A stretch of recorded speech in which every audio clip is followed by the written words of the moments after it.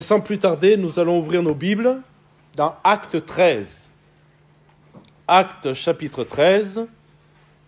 Et le mois de décembre est pour notre mouvement d'église, les Assemblées de Dieu de France, un mois particulier puisque ce mois de décembre est consacré à la mission, à l'œuvre missionnaire. J'espère que vous avez pu prendre le temps, même s'il y avait beaucoup d'informations, de regarder ce que j'ai mis sur WhatsApp, pour ceux qui sont sur le groupe WhatsApp.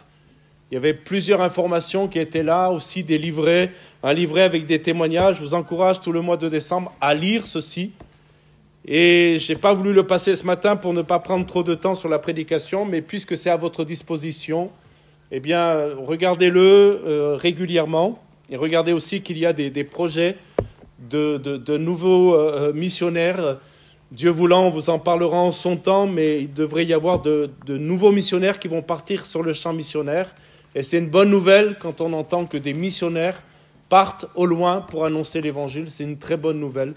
Et ça montre bien que le Seigneur est à l'œuvre. Ce matin, je voudrais que nous lisions quelques versets, d'abord dans Actes chapitre 13, dans ce livre merveilleux qu'est le livre des Actes. Toute la parole est merveilleuse, mais le livre des Actes nous parle de la naissance de l'Église. Et le livre des Actes est aussi comme le livre de la Genèse, les premiers commencements, le début de l'Église, la première évangélisation du monde. Et c'est ce dont on va parler ce matin. Dans Acte 13, nous avons ces 4 versets que nous trouvons. Il y avait dans l'Église d'Antioche des prophètes, des docteurs, Barnabas, Siméon appelé Niger, Lucius de Cyrène, Manaen, qui avait été élevé avec Hérode le tétrarque, et Saul. Pendant qu'ils servaient le Seigneur dans leur ministère et qu'ils jeûnaient, le Saint-Esprit dit « Mettez-moi à part Barnabas et Saul pour l'œuvre à laquelle je les ai appelés. » Alors, après avoir jeûné et prié, ils leur imposèrent les mains et les laissèrent partir. Barnabas et Saul, envoyés par le Saint-Esprit, descendirent à Séleucie et de là, ils s'embarquèrent pour l'île de Chypre. On arrête là notre lecture, mais voilà, l'élan missionnaire est parti à partir du chapitre 13 des livres des Actes. Je ne sais pas quelle est votre conception de l'église locale. Vous avez dû remarquer qu'il y a toutes sortes d'églises. Je veux parler toutes sortes de styles d'église.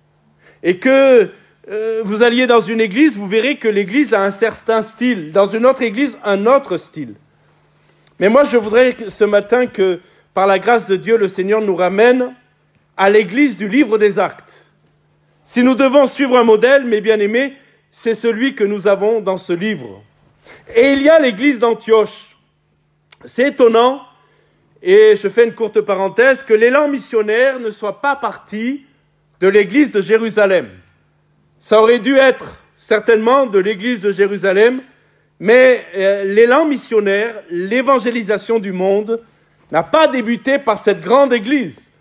Car l'église de Jérusalem était certainement une église très grande. Vous vous souvenez, lors de la première prédication de l'apôtre Pierre, combien il y a eu de conversions, et après combien de conversions. Et c'est vraiment une église qui est certainement en pleine croissance, mais ce n'est pas de la grande église que l'élan missionnaire a débuté, mais de l'église d'Antioche. Alors on ne sait pas combien ils étaient dans cette église, par contre ils étaient bénis.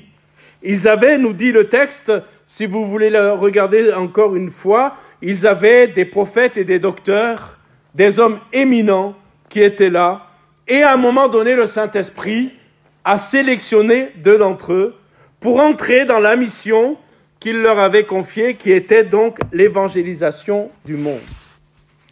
Savez-vous quel est le mandat que Jésus a laissé à son Église? Quelle est, je dirais, la priorité de l'Église? Peut-être certains me diraient, et si j'avais à vous poser la question, vous laissant la liberté de répondre sur une page blanche, quelle est pour vous la mission de l'Église? Certains peut-être diraient, bien c'est réunir les croyants, les édifier, leur permettre de grandir dans la foi, c'est une des missions de l'Église. D'autres diraient peut-être, c'est d'adorer, de louer Jésus, puisque dans ce monde, Jésus est rejeté, qu'il y ait un endroit quand même où il soit honoré et adoré. Et chacun peut-être mettrait l'emphase sur un point. Mais le grand mandat que le Seigneur a laissé à l'Église, nous le lisons dans Matthieu chapitre 28. Avant qu'il ne remonte auprès du Père, avant que, il n'envoie le Saint-Esprit dans Actes chapitre 1, voici le mandat que le Seigneur a laissé à son Église. Voici l'objectif essentiel de l'Église.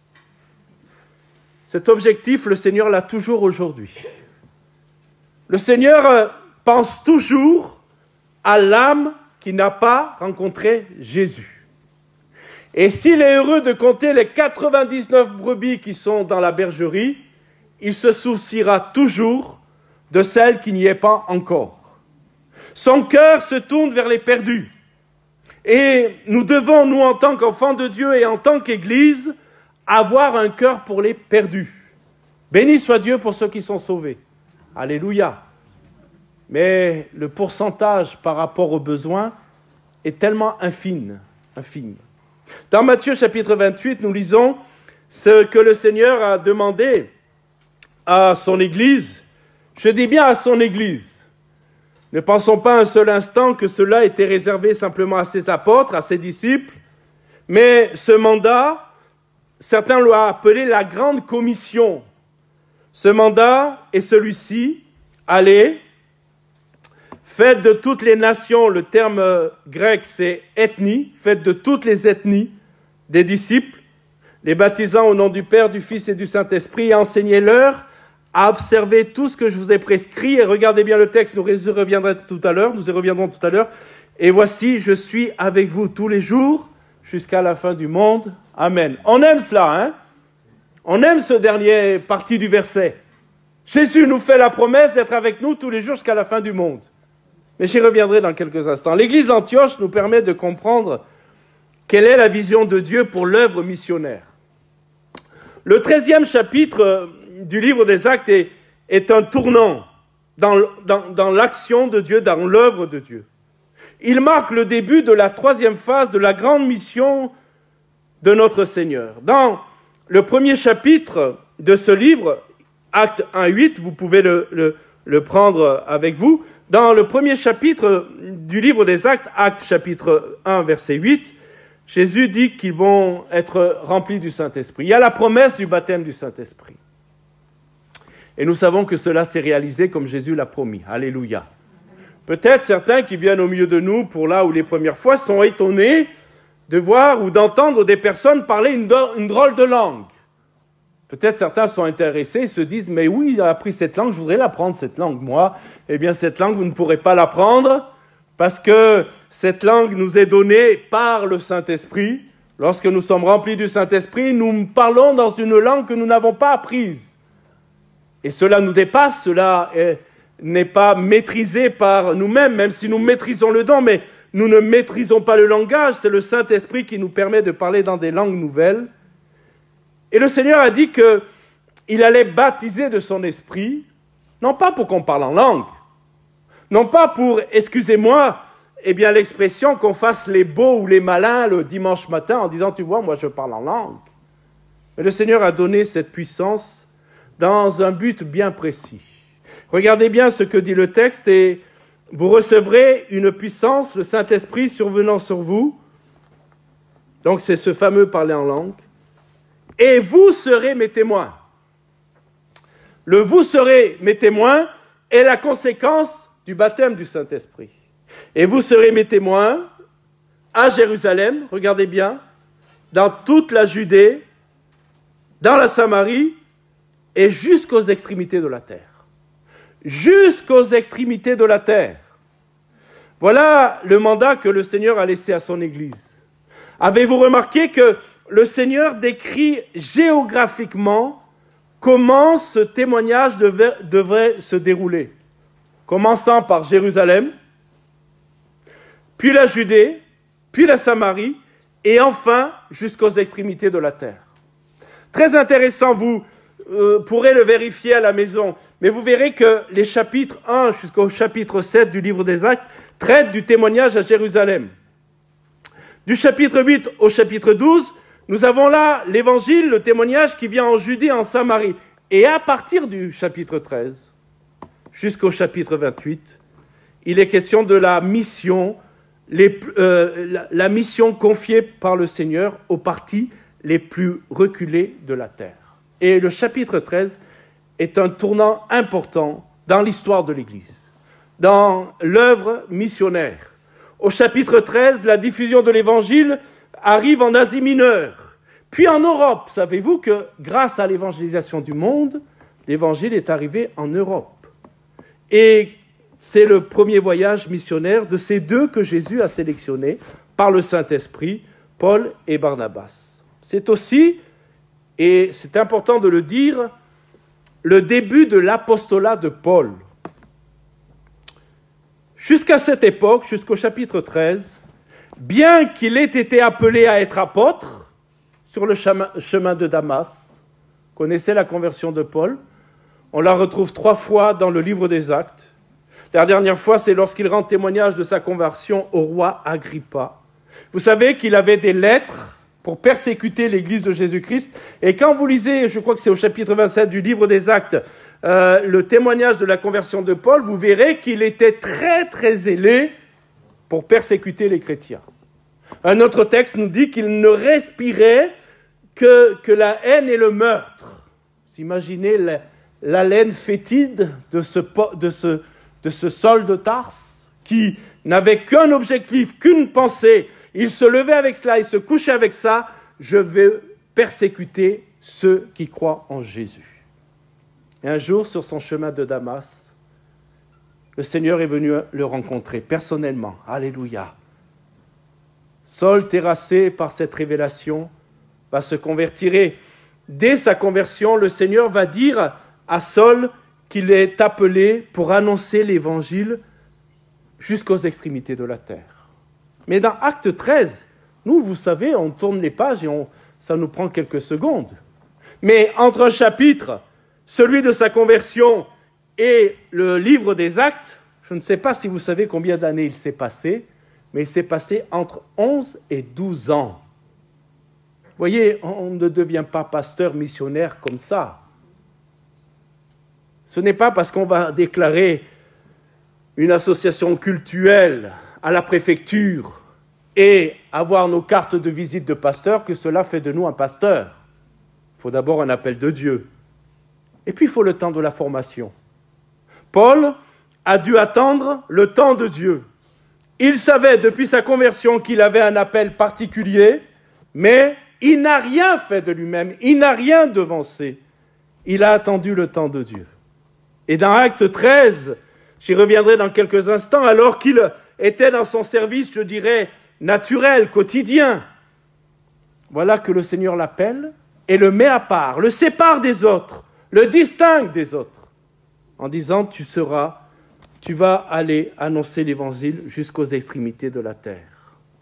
Vous voyez, cela peut prendre du temps avant d'entrer pleinement dans le ministère que Dieu nous a confié. Nous vivons dans un monde aujourd'hui où tout va vite. Il y a des programmes qui vous font les choses en quelques secondes, qui vous font gagner du temps, peut-être qui vous enlèvent à chaque fois un peu de neurones aussi, parce que c'est la machine qui réfléchit à votre place. Ça, peut-être un jour, il faudrait qu'on en parle. Et vous voyez, le Seigneur prend du temps pour nous former, pour nous équiper. Je prie le Seigneur que nous ayons tous de l'ambition pour l'œuvre de Dieu. Avez-vous de l'ambition pour l'œuvre de Dieu? Amen. Avez-vous l'ambition de voir toutes ces chaises qui sont vides remplies par des gens qui sont nés de nouveau? Amen. Ça, c'est une grande ambition. Mais l'ambition nécessite la formation. L'ambition doit être tempérée par le temps de Dieu. Je voudrais vous faire remarquer, et soyez attentifs à ce que je vais dire. Et ce que je vais dire là n'est pas les propos d'un missionnaire, même si nous le sommes. C'est une réalité que nous découvrons dans la parole de Dieu. L'Église locale est forcément missionnaire. L'Église locale est forcément missionnaire. Permettez-moi de vous dire que l'œuvre missionnaire n'est pas l'affaire uniquement des missionnaires ou d'un organisme missionnaire. Si nous pensons cela, nous n'avons pas compris la pensée de Dieu concernant le salut de l'humanité. Si nous pensons que l'œuvre missionnaire est l'affaire seulement des missionnaires, et nous remercions rapidement ces hommes et ces femmes qui ont répondu à l'appel de Dieu pour aller jusqu'aux extrémités de la terre, parfois ne sachant même pas, nous, chrétiens d'une église locale, quels sont nos missionnaires. Un jour, nous étions dans une église et j'ai voulu faire le test. J'ai pris une photo et j'ai demandé à ceux qui étaient là, qui était le missionnaire. Alors il y avait un piège parce que c'était un black au milieu des blacks. S'il avait été blanc, cela aurait peut-être été évident. Mais c'était un black. Et les frères et sœurs ont nommé, mais ils n'ont pas trouvé le bon. Et je me suis dit, mais c'est toi, Francis, qui est responsable. Les gens ne savent pas qui sont nos missionnaires. Ils ne les voient pas. Et mes frères et sœurs, j'aimerais vous dire ce matin que l'œuvre missionnaire n'est pas l'affaire que des missionnaires. Ce n'est pas l'affaire non plus seulement des organismes qui gèrent les appels, qui gèrent les envoyés, qui gèrent les dons. Mais le mandat et la responsabilité d'aller et de faire de toutes les nations des disciples est d'abord pour l'Église. Le Seigneur a voulu, écoutez-moi bien, l'Église pour gagner des âmes,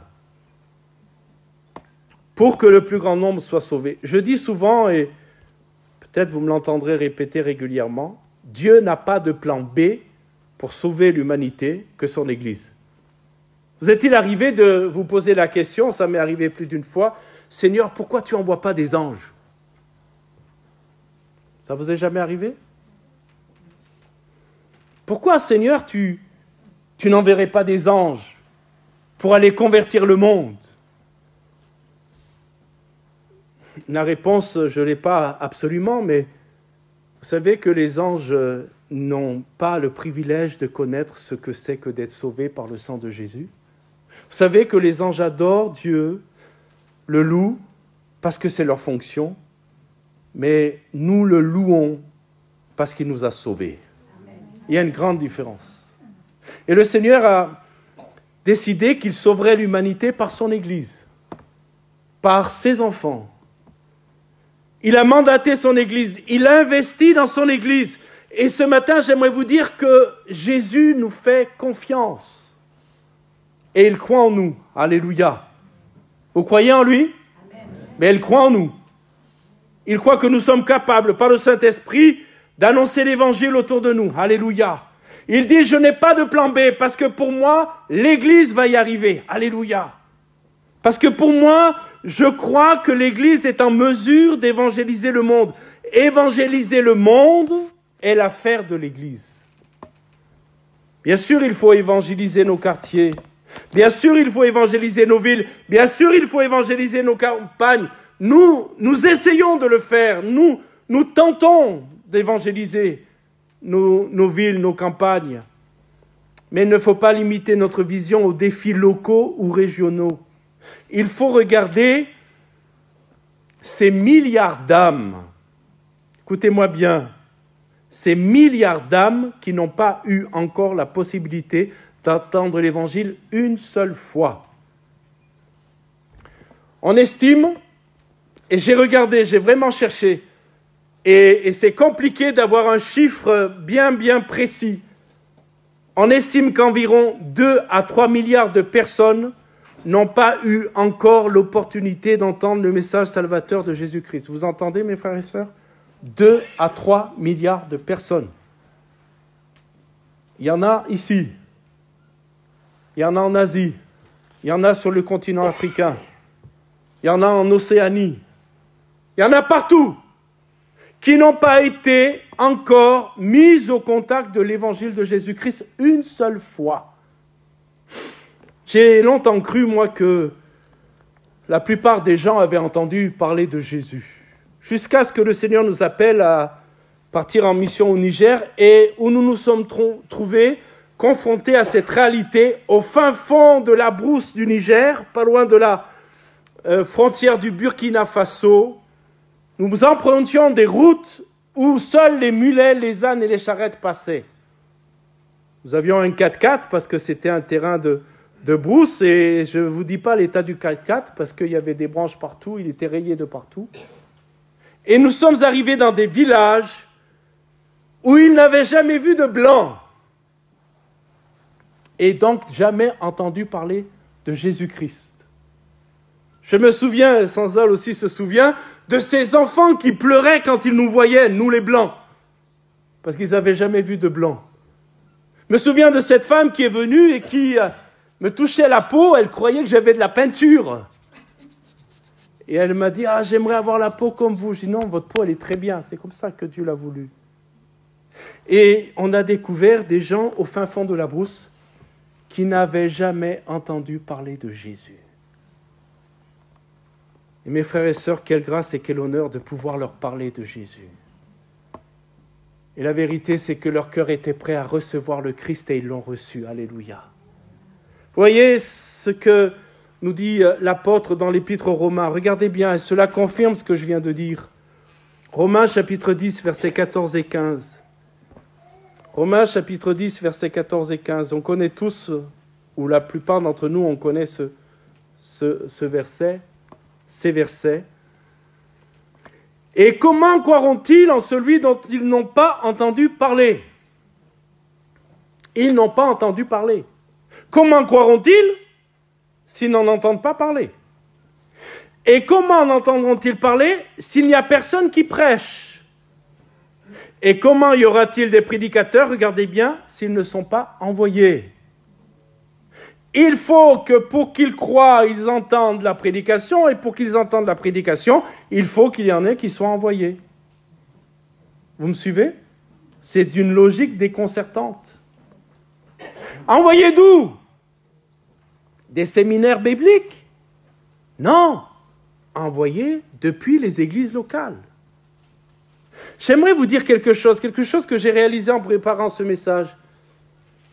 Une église puissante ne se compte pas, n'est pas simplement dans le fait qu'elle a un grand nombre de personnes dans son église. Ça, c'est le regard des hommes. Mais une église puissante, c'est une église qui va enfanter des missionnaires, des ouvriers, qui va être capable de susciter des vocations, alléluia, de les former et de les envoyer. C'est ça une église puissante. Parce que si nous regardons au nombre, nous allons comme être étourdis par le nombre de personnes dans l'église, mais au final, combien parmi ce grand nombre vont se lever pour annoncer l'évangile? Et je le dis, et ce n'est pas pour rien que j'ai dit cela, les missionnaires, les premiers missionnaires ne sont pas partis de la grande église à Jérusalem, mais de l'église d'Antioche. Le texte nous dit, et comment y aura-t-il des prédicateurs s'ils ne sont pas envoyés, selon qu'il est écrit qu'ils sont beaux les pieds de ceux qui annoncent la paix, de ceux qui annoncent de bonnes nouvelles. Il est important de comprendre que beaucoup de ces populations qui ne sont pas atteintes vivent dans des régions éloignées. Quand nous étions au Niger et que nous avons connu ce véritable réveil parmi l'ethnie gourmandché, nous partions le matin à 7h30, non 6h30 ou 7h30, je me souviens. 6h30, il faisait 38 degrés, c'est un peu frais. Et pour atteindre la première église, ça nous prenait 2 heures. On avait 1 heure de ce qu'on appelle en Afrique le goudron, c'est-à-dire la route bitumée. Puis après, on sortait du goudron, et là, c'était Paris-Dakar. Pendant encore 1 heure. On arrivait dans une église, dans un village, avec des bouts de bois, on appelait ça des apatames, voilà. Et puis là, les chrétiens nous attendaient. 150, 200 personnes nous attendaient. Quand nous avions fini à midi et demi, et que là, la température commençait à s'élever jusqu'à 53 degrés à l'ombre, le grand défi, c'est de trouver l'ombre. Nous allions à une autre assemblée, une demi-heure, 3/4 d'heure. Et là, de 3h à 5h encore, nous avions un culte. Et il nous fallait rentrer rapidement avant la nuit, car rien n'est plus dangereux en Afrique que de rouler la nuit. Et depuis le matin, nous n'avions pas eu le temps de manger. Mais, mes bien-aimés, ils étaient éloignés, il fallait aller jusqu'à eux. Quand nous nous adressions au pasteur de Niamey, et on leur disait, venez nous aider car nous étions 2 missionnaires, 2 couples missionnaires pour 40 églises. 2 églises par jour, tous les jours. 40 églises. Et quand on disait aux missionnaires à Niamey, donc autochtones, venez nous aider, ils ont dit, oh, c'est trop loin, on est fatigués. Il faut aller chercher. Il faut aller les chercher. Il faut aller au plus loin pour gagner ces âmes. Et vous voyez, il y a des terres où le christianisme n'est pas présent et il est souvent confronté à des obstacles culturels, religieux, diaboliques. Diaboliques. Car forcément, sur ces terrains qui ont été laissés au diable, le diable s'en est donné à cœur joie. Et des possessions, il y en a. Dans une réunion où le Seigneur a agi, où il y avait des possédés, les manifestations démoniaques sont arrivées, et puis il y a une femme qui est venue, elle était connue pour être folle, mais elle n'était pas que folle, puisqu'elle courait toute la nuit nue dans la brousse. Toutes les nuits, elle courait nue dans la brousse. Elle est venue vers Chantal, elle a attrapé Chantal, lui a tordu le bras comme ça, derrière. Chantal a pu s'extirper, je suis venu vers elle, et quand je suis venu vers elle, elle m'a donné un coup de poing. Mais le Seigneur a délivré des dizaines, parce que Jésus est vivant, alléluia. Et là où règne le diable, il faut aller annoncer la lumière de Jésus-Christ, alléluia. Et bien aimés, écoutez bien ce que je vais dire, je vais poursuivre quelques instants. Écoutez bien cette parole. De notre champ de vision dépendra notre champ d'action. Écoutez bien ça. De notre champ de vision dépendra notre champ d'action. Regardez ce que Jean 4, verset 35 nous dit. C'est Jésus qui dit cela. Il dit cela à ses disciples qui visiblement pensent qu'on a le temps. Le temps d'engranger la moisson. Est-ce que vous êtes conscient avec moi qu'on n'a plus beaucoup de temps d'engranger la moisson? Oui ou non? Est-ce que vous êtes conscient avec moi que Jésus revient bientôt? Et qu'on n'a pas le temps de l'embiner? Je le disais il y a quelques jours, je ne sais plus à quelle réunion je disais cela, mais j'ai grandi dans la campagne et l'été on faisait les foins, la moisson des foins, on rentrait le foin pour l'hiver, pour nos vaches. Et vous savez, quand on voyait que... Alors c'est à l'époque où on faisait les foins à la faux, hein, coupés à la faux, après on retournait, et puis une fois qu'il était sec, il fallait vite rentrer le foin. Et quand on voyait que les nuages s'épaississaient, que l'orage venait, il ne fallait pas traîner, parce qu'on risquait de tout perdre. Alors là, dans ces moments-là, mes amis, c'est tous les amis qui venaient, tous ceux qui étaient disponibles, parce qu'il fallait vite rentrer la moisson, vous me suivez? Et là, ce n'était pas chacun pour soi, mais mon voisin a besoin, j'y vais. Demain, j'aurai besoin, il viendra. Mais comprenez, il y avait une urgence. Et Jésus va dire à ses disciples, regardez bien, ne dites pas qu'il y a encore 4 mois pour la moisson, jusqu'à la moisson. Voici, je vous le dis, levez les yeux, regardez bien ces 2 choses. Levez les yeux et regardez les champs qui déjà blanchissent pour la moisson. Alors pourquoi Jésus dit-il, ne dites pas qu'il y a 4 mois pour la moisson? Parce que dans la moisson, je dirais, naturelle, entre le temps des semences et la moisson, il s'écoulait en général 4 mois. Donc, les disciples disaient, on a le temps. Et Jésus dit, non, on n'a pas le temps. Les moissons blanchissent déjà. Et il y a 2 points à retenir ici, rapidement. D'abord, regardez au-delà des apparences. Vous savez que les apparences sont trompeuses. Vous savez, il y a des gens, on se dit, vont jamais se convertir. Et en fait, ce sont des cœurs prêts à recevoir l'évangile. Et d'autres, on se dit, ah lui, il est pas trop loin. Et on ne sait même pas que le cœur est très endurci. Jésus invite ses disciples à lever les yeux. Pourquoi leur demande-t-il de lever les yeux? Pour changer leur perspective. Cela signifie qu'ils doivent changer leur perspective et de voir ce qu'ils n'ont pas vu et ce qu'ils ne veulent peut-être pas voir. Souvent, nous nous concentrons sur nos préoccupations. C'est vrai ou pas? Écoutons-nous prier parfois. Écoutons-nous, je ne dis pas écoutez-vous, je dis écoutons-nous prier. Et parfois, nos prières sont focalisées sur nos besoins. Et le Seigneur dit à ce moment-là, levez les yeux, sortez de vos préoccupations personnelles. J'aimerais vous dire ce matin, levez les yeux, sortez de vos préoccupations personnelles et regardez ces milliers d'âmes qui ont besoin d'entendre parler de Jésus. Alléluia. Regardez tous ces gens qui n'ont pas été au contact de l'Évangile et qui ont besoin d'entendre l'Évangile. Dans ce même chapitre, vous le vérifierez, mais dans ce même chapitre, Jésus parle de la nécessité d'ouvriers pour la moisson. Jésus a laissé peu de sujets de prière, mais il y a un sujet de prière qu'il a laissé. Il a dit, priez le Maître d'envoyer des ouvriers dans la moisson. Et c'est une prière qui n'est pas souvent faite dans nos assemblées. Prions pour beaucoup de besoins, nous avons raison de prier pour tous ces besoins. Mais il y a une prière que le Seigneur nous demande de faire, c'est « Seigneur, suscite des ouvriers pour entrer dans la moisson ». Et si nous pouvions croire et voir des appels missionnaires au sein de notre assemblée, alléluia. Entendre un jour quelqu'un, un jeune ou un moins jeune, venir nous dire « J'ai un appel missionnaire, je veux aller annoncer l'évangile jusqu'aux extrémités de la terre, alléluia. Je veux sortir, alléluia, et être envoyé. »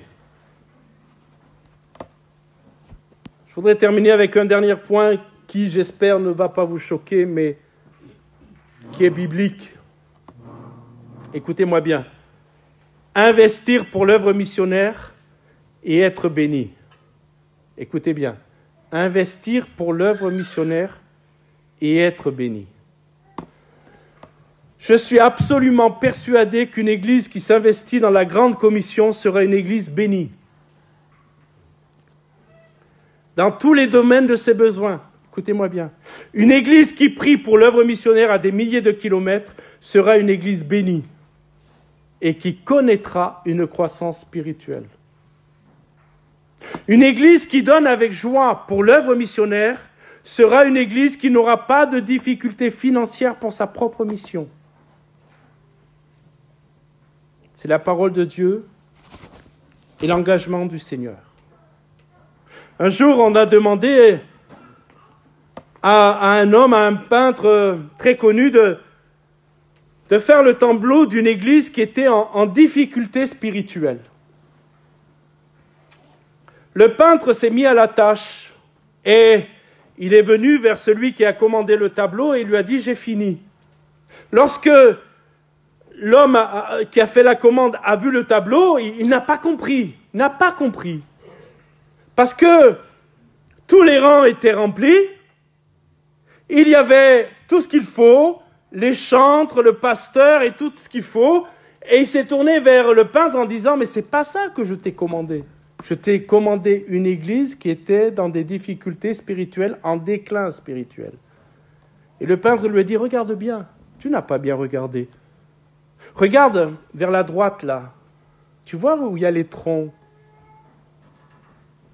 Et il a regardé de plus près. Et sur le tronc où il était écrit « Mission », il y avait une grosse toile d'araignée. Et il a compris. Mes frères et sœurs, soyons fidèles dans l'offrande de l'Église. Amen.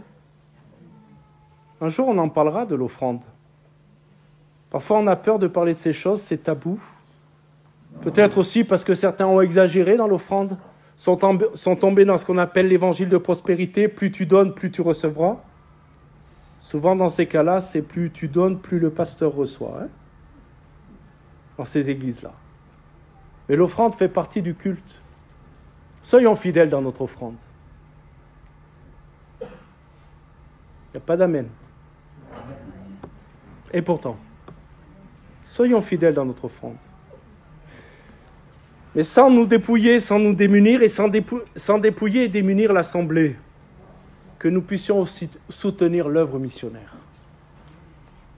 Je vais vous rendre témoignage de ce qui a été certainement le plus dur dans notre service missionnaire, c'est lorsque nous étions justement au Niger, que des villages entiers attendaient que nous venions annoncer l'Évangile. Des villages entiers attendaient. Et il nous arrivait, pas souvent, mais trop souvent, des fois où nous n'avions pas les 20 000 francs CFA pour mettre dans le 4x4 pour aller évangéliser. 20 000 francs CFA, c'est 30 €, c'est ça? À peu près 30 €. Ça nous coûtait 30 € par jour pour aller annoncer l'Évangile. Et l'action missionnaire était en difficulté à cette époque-là, et du coup, on ne les avait pas, les 30 €.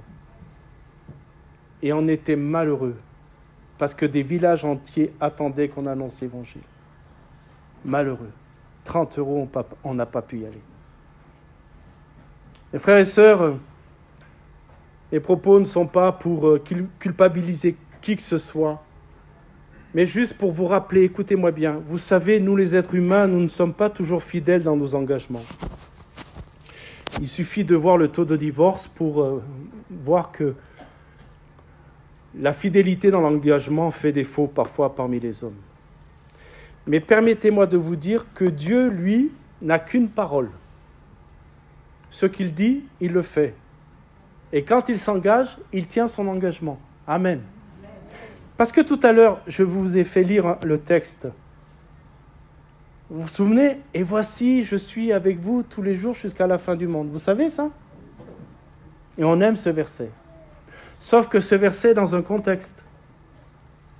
Vous savez, il y a des personnes qui revendiquent des promesses du Seigneur Jésus qui ne sont pas du tout valables, parce qu'ils les sortent du contexte. Ils le sortent de la parole de Dieu, du contexte de la parole de Dieu. Regardez, tu peux remettre le verset « Allez, faites de toutes les nations des disciples ». Allez, faites de toutes les nations des disciples. Tu peux remettre le verset? Allez, faites de toutes les nations des disciples. Matthieu 28, si... Voilà. Allez, faites de toutes les nations des disciples, les baptisant au nom du Père, du Fils et du Saint-Esprit. Le suivant. Et enseignez-leur à observer tout ce que je vous ai prescrit. Et regardez, et voici, je suis avec vous tous les jours jusqu'à la fin du monde. Si vous faites ce pourquoi je vous ai mandaté, ne vous inquiétez pas. Je suis avec vous. Amen. Amen. Je suis avec vous. Jésus dit, je serai avec vous tous les jours. Du dimanche à l'autre dimanche, 365 jours par an, à chaque minute, à chaque seconde. Quand le soleil est là, quand la tempête est là, je serai avec vous. Si vous faites et obéissez à mon mandat, ne vous inquiétez pas, je serai avec vous. Alléluia.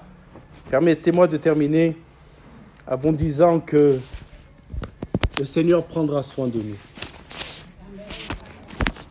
Le Seigneur prendra soin de son Église.